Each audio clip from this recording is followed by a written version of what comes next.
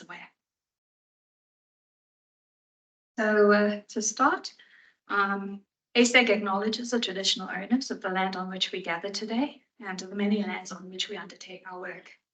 We recognise their continuing connection to these lands, water and culture, and pay our respects to the elders past and present.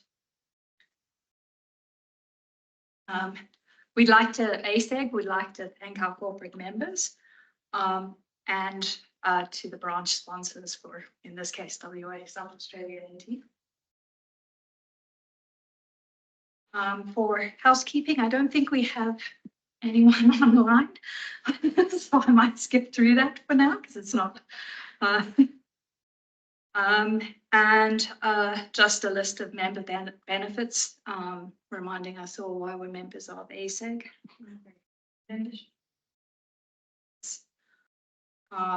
And a reminder that we do have monthly newsletters. So yeah, and you can find us on all of the social media. So to go on to Wenping. Wenping joined GA in 2012 after completing her PhD at the University of Sydney. Her professional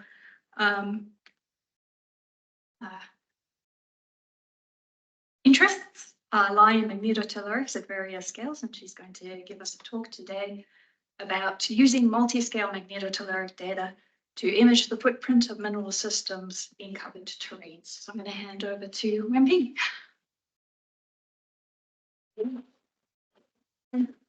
I think that is the ASEG secretary sent the email. The Teams link doesn't work. Yeah, only if people knows how to use the meeting code, then they could get it work. Yeah. I responded that, but I don't think they fixed the time. Acting online. I'll start then.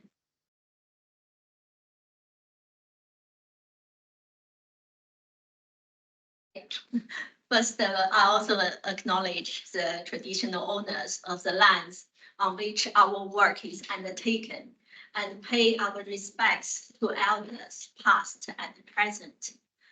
We extend the respect to any Aboriginals and Torres Strait Islander who join us today.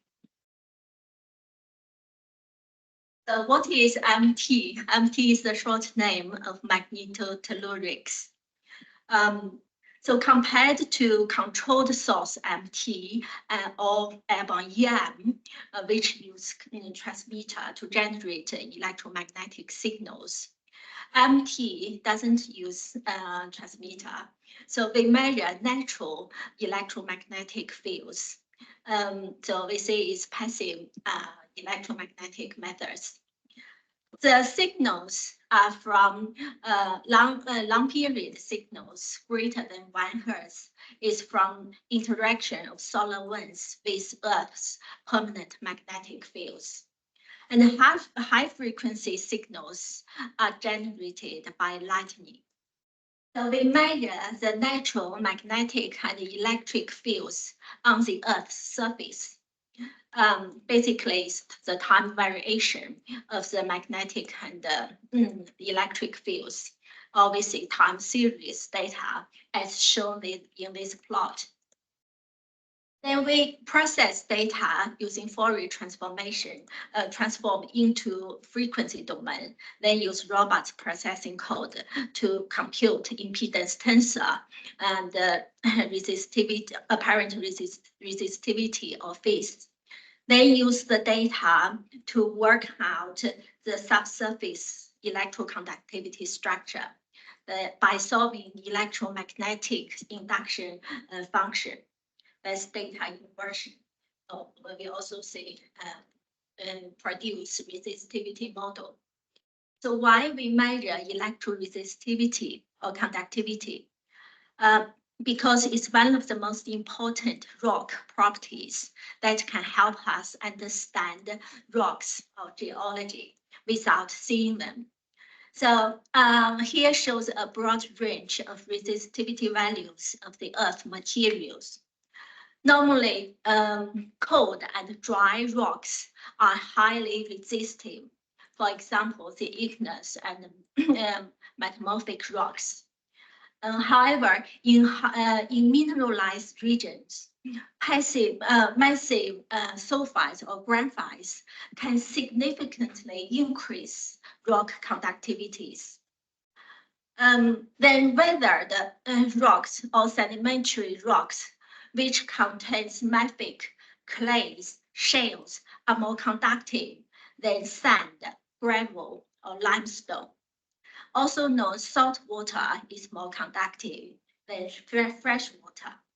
So the strong variations in rock resistivities can help us to use for mineral, geothermal, hydrocarbon exploration, as well as groundwater detection and monitoring. For mineral systems application, we should understand that the footprint of mineral systems is potentially detectable at a range of scales, not only deposit scale, also the large scale where the source from, then that's the whole lithosphere. And MT can provide multiple data sets to help us understand large mineral systems. Depending on the depth of interest, MT data in audio frequency target the top few thousand meters, which can help characterize cover. And broadband data can map crustal-scale structure to a depth of about 40 to 60 kilometers. The long periods data can help us image the whole lithosphere to a depth of a few hundred kilometers. So in Geoscience Australia, we have applied these data sets to a broad range of programs. Since 2 decades ago, we worked with states and territory geological surveys and academia to collect MT data along seismic lines and also in prospective mineral energy provinces. For example, in Mount Isa province in Queensland, Gawler Craton in South Australia, and Yuga Craton in Western Australia. As an example, we look at Mount Isa province. The map on the right shows the seismic lines and also MT transects in Mount Isa region, mainly along the eastern margin of Mount Isa. Then also the inset image is a national scale conductivity model derived from only magnetic data collected at 54 geomagnetic stations across Australia. The average distance between stations is about 270 kilometers. So it's low resolution, but gives broad conductivity structure. And in the national scale conductivity model, we could say the Carpentaria conductivity anomaly is highlighted in the Mount Isa province. Then GSQ and GA have collected a number of transects in this region. Here, we also show the major structure in this region and the transects, MT transects. Also, with some collected both seismic and MT data. Even from the magnetic map, the underlying map is a magnetic map. We could see it's a quite complex region, have a number of faults. Then and also along the boundary to Thompson origin. So when we look at data, these are phase tensor from MT data. Phase tensor is a ratio of real and imaginary parts of impedance tensor and can be graphically shown as ellipse. When the ellipses are circles, which indicate the structure is 1D structure. So conductivity only change over depth. And when the ellipse are symmetrical ellipse, then which indicate the structures 2D. So conductivity change over depth and along one direction. And when the ellipse showing is twisted or scaled ellipse, then we see that's 3D structure. So in this data, the data we could indicate the dimensionality of the subsurface structure. And we plotted with scale angle. When the scale angle greater than 5 degrees, in reality, we think that must be treated as 3D structure. So the darker color to red or blue showing greater than 5 degrees, then we could say at longer period at some sections in the data showing 3D structure. Therefore, we undertook data inversion using 3D code to get more reliable results. Here shows the model sections. So basically, we did 3D modeling using ModEM code and applied minimum structure non-linear conjugate gradient algorithm to compute regularized data inversion. Then we projected the conductivity value to a vertical surface down to 60 kilometers along the MT transects. That's the most constrained model section and most reliable model section. So on the right, we see the 3D view of these model sections with the major structure marked in the map, overlay on magnetic map. Then on the left are the model sections aligned with their position relative to the major structures. Then we could say exactly the structure relative to the conductive structure, relative to the marked interpreted structure from other data set, mainly potential field data and seismic data.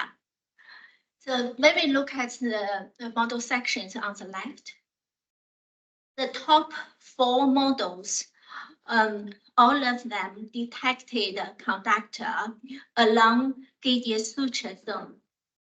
And the eastern limit approximately coincide with Gaudian suture zone on the surface.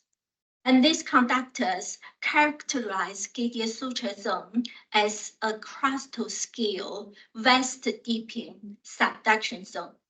Its width is about 10 kilometers, which is significant structure.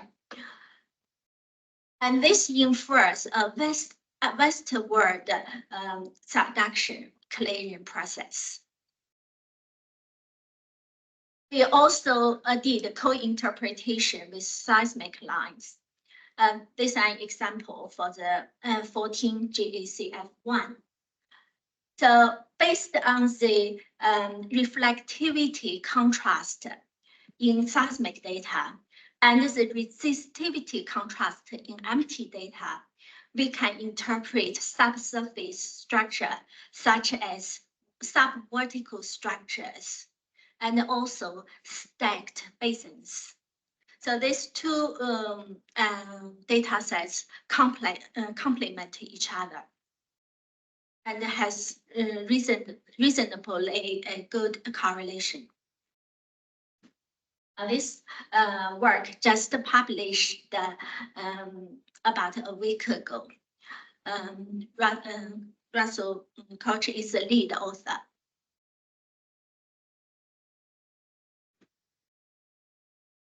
And now we look at correlations with mineral deposit. We plotted major mineral deposits on the gravity map and marked with major structures.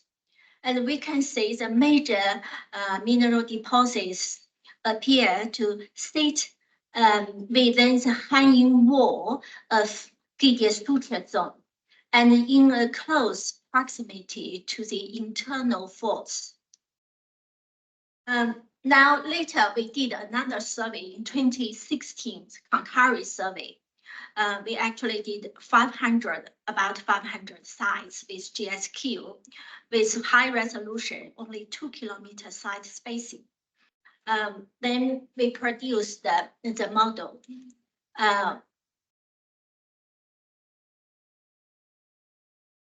The model, we show a depth slice at 2 kilometers. And we could see the prominent conductive zone along the suture zone, and also 2 discrete conductors, which coincide with IOCG deposits at Ernest Henry Mine and Mount Margaret.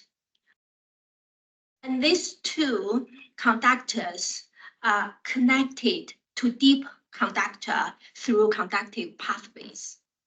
So the implication here is the deep penetrating structures such as suture zone, crustal boundaries, or major faults potentially acted as fluid pathways for mineralized fluid to come up to the upper surface to form deposits. It's the inferred tectonic processes in the region. So for the this diagram shows the subduction event, possibly the west deeping subduction event, also associated with metasomatism, dehydration, partial melting, and possibly the Carpentier conductivity anomaly may preserve a signature of refertilization of the lithosphere during these events.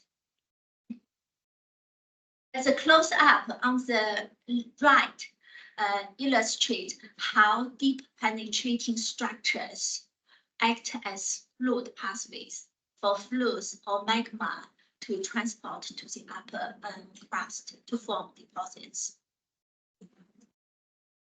So we often asked questions about what's the possible source of the enhanced conductivity in the crust. So there are a number of possible sources. One is the aqueous fluids, but need to be retained and sometimes invoked in combination with melt. So that often happens in tectonically active regions, so fluids and partial melts. In tectonically stable lithosphere, we think most possibly is the remnant interconnected metallic compounds. Could be graphite, could be sulfides, or iron oxides. So after we gained enough knowledge in brownfield, now we move to greenfields. But first, we need to narrow down the search space and to identify prospective regions. Now, the AusLAMP comes into play. The AusLAMP is a national collaboration between Geoscience Australia, State Territory Geological Surveys, and academia. It started in 2013. So we have been collecting long period MT data on a half-degree grid spacing across Australia. And to date, we completed about 50% out of about 300 sites. And we aim to resolve large-scale lithospheric architecture beneath the Australian continent. And you could say a number of resistivity models have been released by South Australia Geological Survey colleagues, and also by Geoscience Australia for the Southeast Australia model, which covers New South Wales and Victoria. And also at the EFTF program, we collected a large amount, a number of MT data in Northern Territory, in Northern Australia, including Northern Territory as the first EFTF focused area, and later EFTF2, we collected more in Queensland, still ongoing, and with GSQ's contribution as well.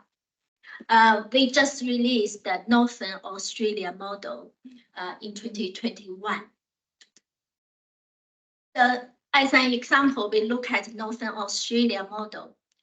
So the model revealed a remarkable correlation between conductivity anomalies, major structures, and joint mineral deposits in highly endowed mineral provinces, such as Mount Isa, Tennant Creek, and Tanimar province. Then also similar conductive structures are mapped in covered greenfield regions. For example, to the east of Tennant Creek, and west of Mount Isa. My colleague also think that's very prospective region, and also to the east of Tanimar province, especially along major crustal boundaries, which is the weak zone where the conductive source or mineralized source or fertilized energy source could come up through the weak zone to the upper crust, and at a depth which is explorable.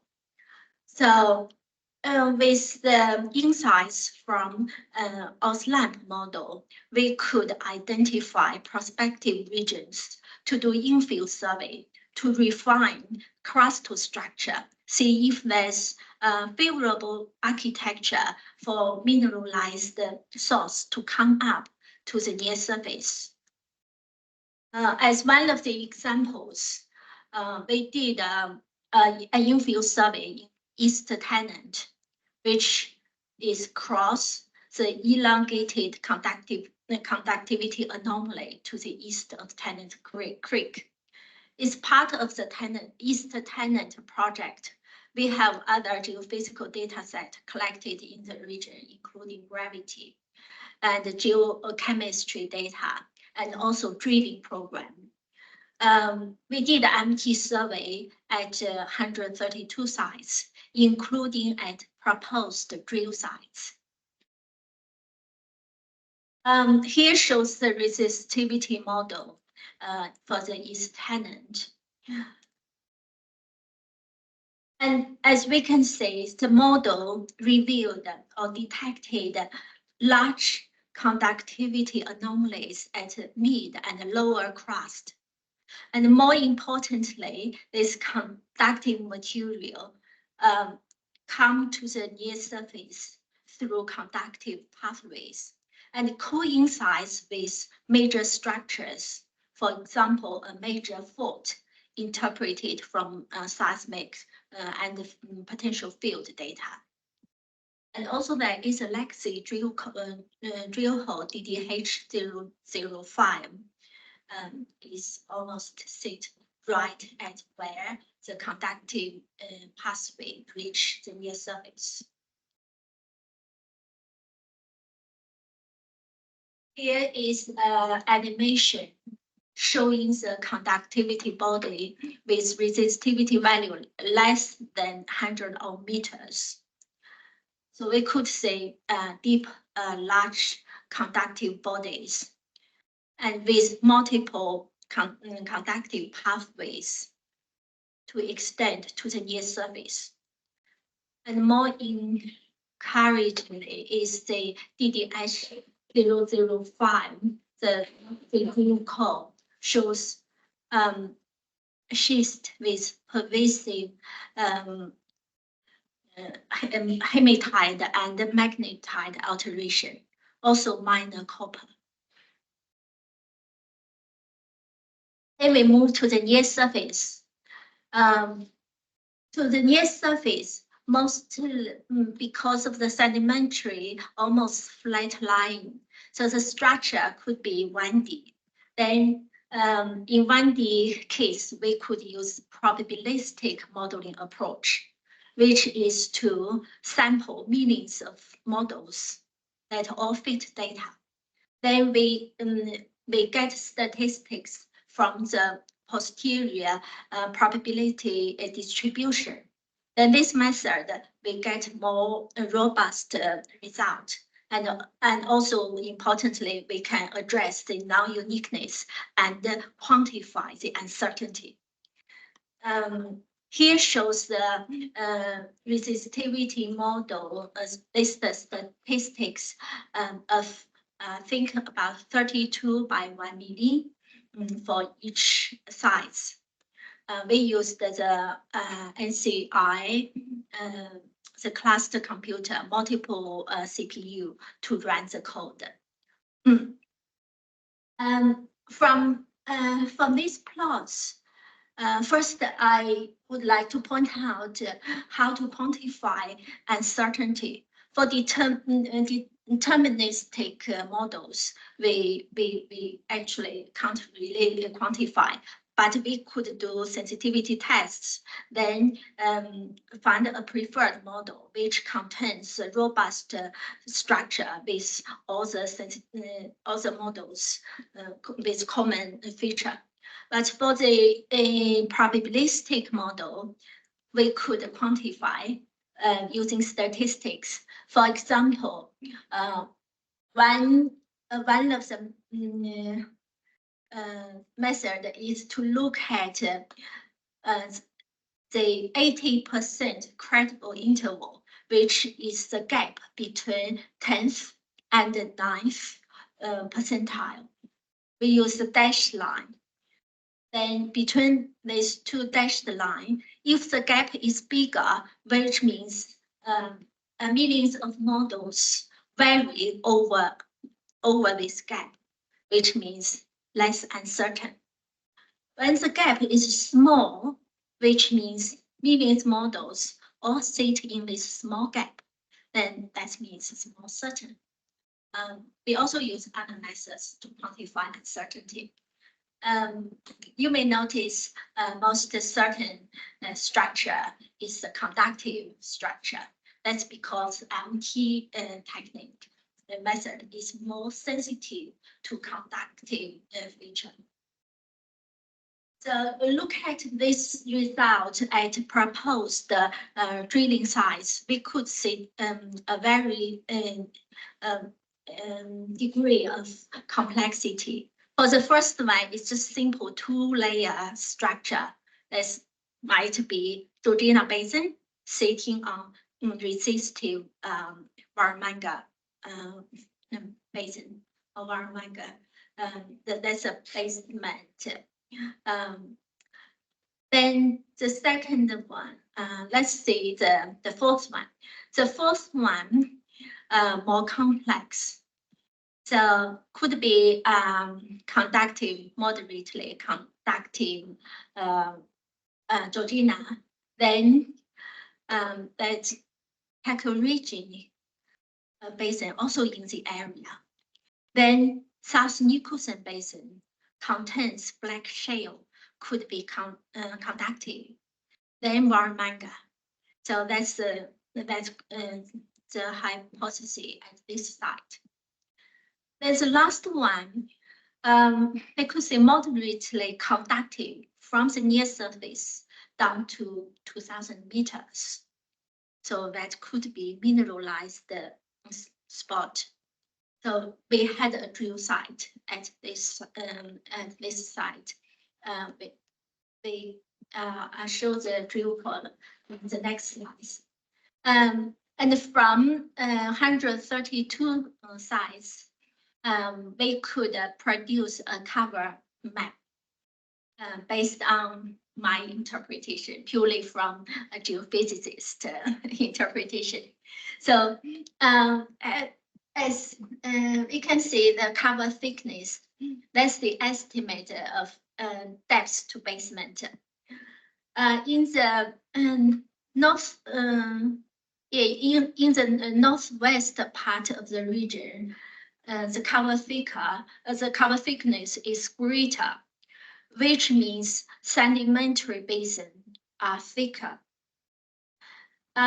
We interpret this thicker basin actually is the Georgina basin at the surface, then South Nicholson basin beneath Georgina basin. And to the southeast, the cover thickness is very thin, which means there's a very thin sedimentary basin. That's only Georgina basin, the presence of Georgina basin. That's the map indicates that.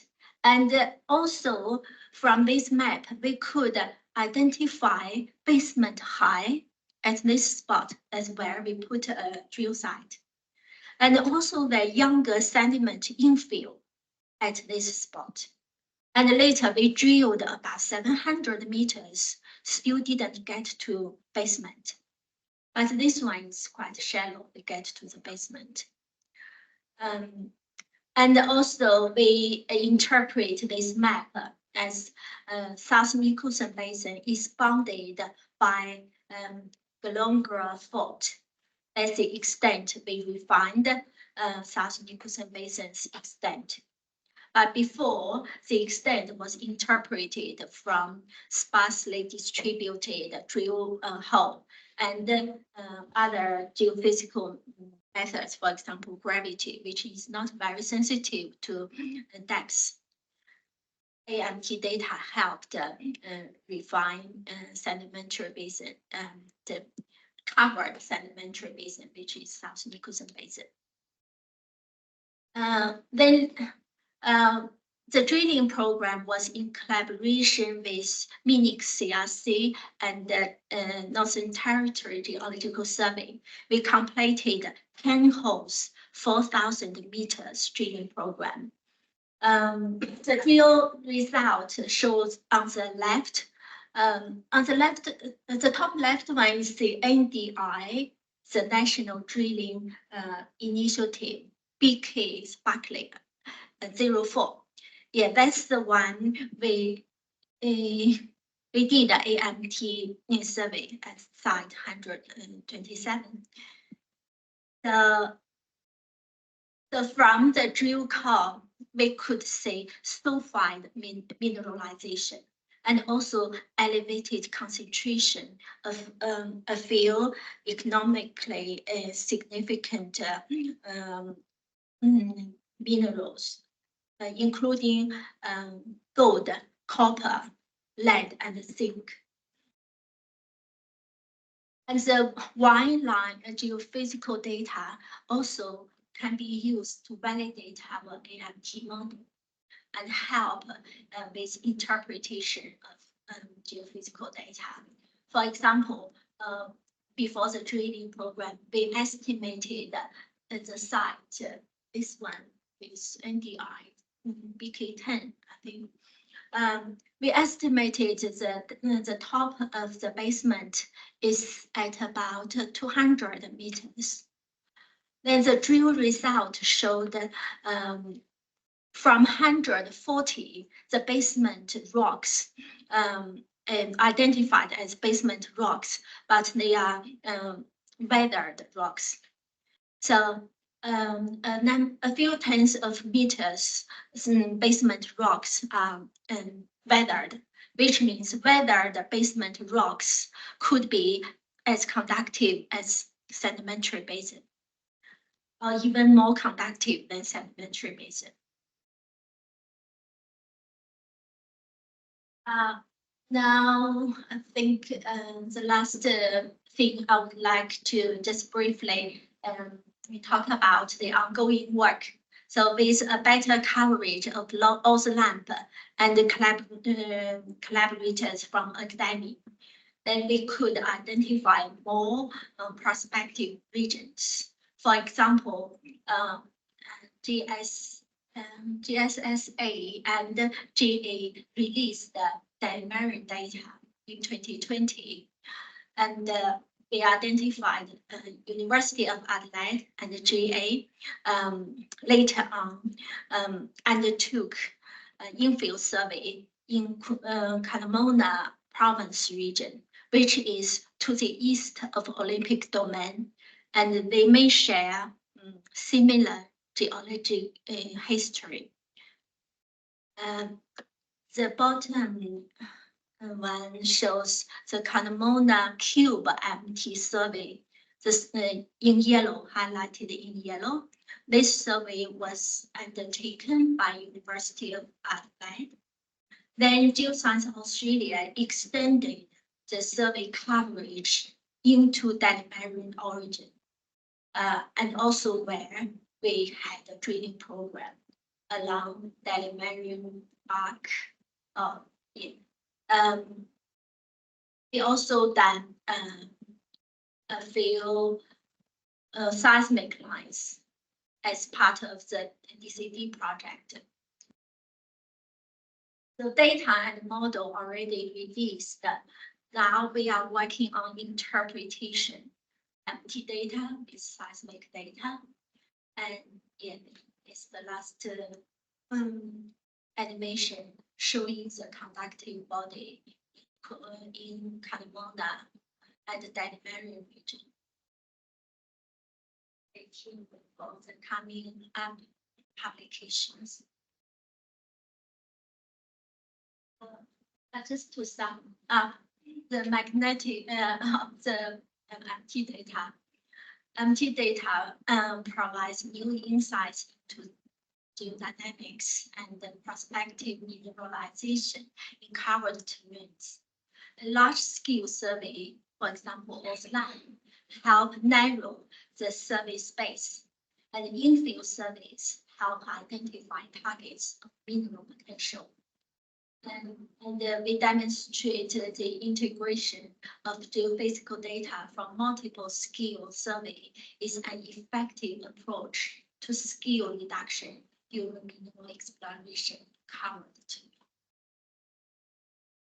I acknowledge our programs in exploring for the future in XCRC and collaboration with states and territorial geological surveys and a few universities. Thank you. Yeah, I didn't hear.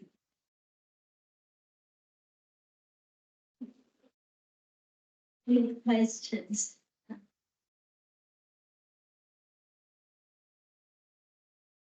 Yes, at the biggest scale, the AusLAMP, what's the latest thinking on continuing AusLAMP in terms of Western Australia and the missing part in Queensland? Missing part in Queensland, we are working on it right now. We still have field work planned even in May. So our field guys just back from I think Long Reach. We're moving from Georgetown to Long Reach. We continuously doing doing AusLAMP in Queensland with funding from GSQ as well. For the Western Australia, we just released 32 sites in the southwest. We collected, and one in the southeast. As part of the co-located AusArray's national scale passive seismic survey, and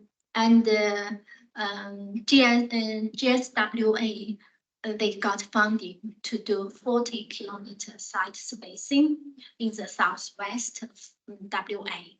I think they will start their survey very soon, and we support them with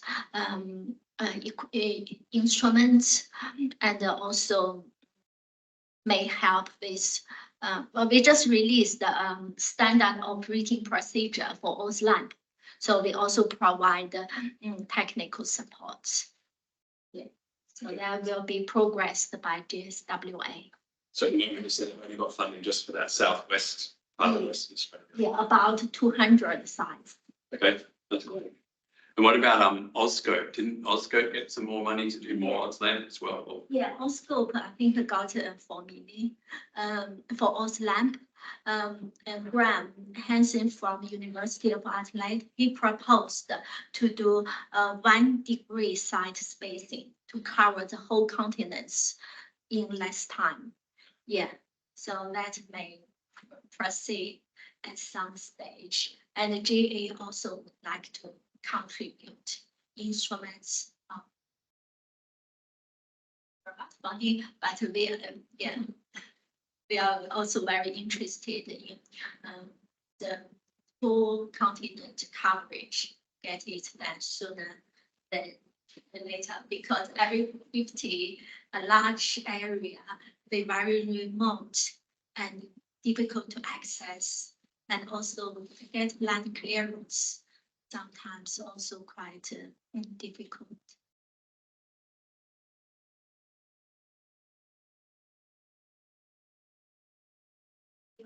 Yes, lots of sites. So far, 50% completed for the past 20 years. Yeah, exactly 20 years, we've done 50%.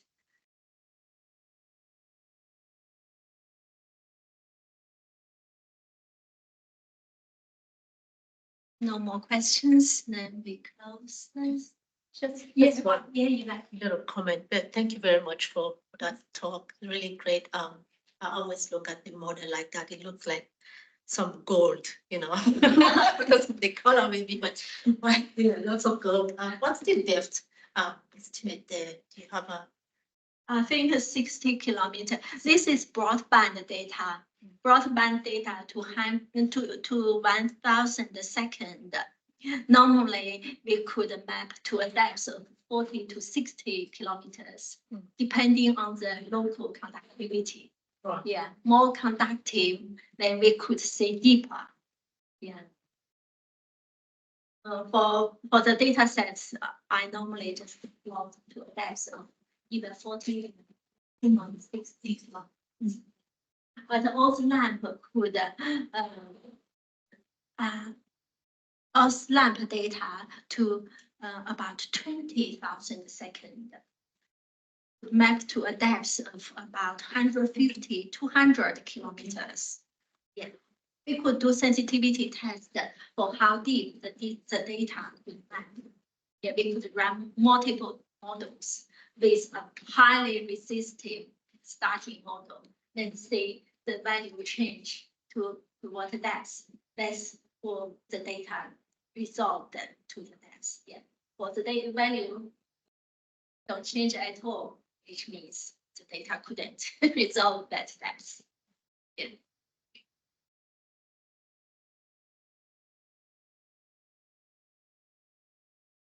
Questions? Then we Confidence online though for a great presentation. Thank you. But yeah, if no one else has any questions. Okay, thank you very much, Wendy. Thank you.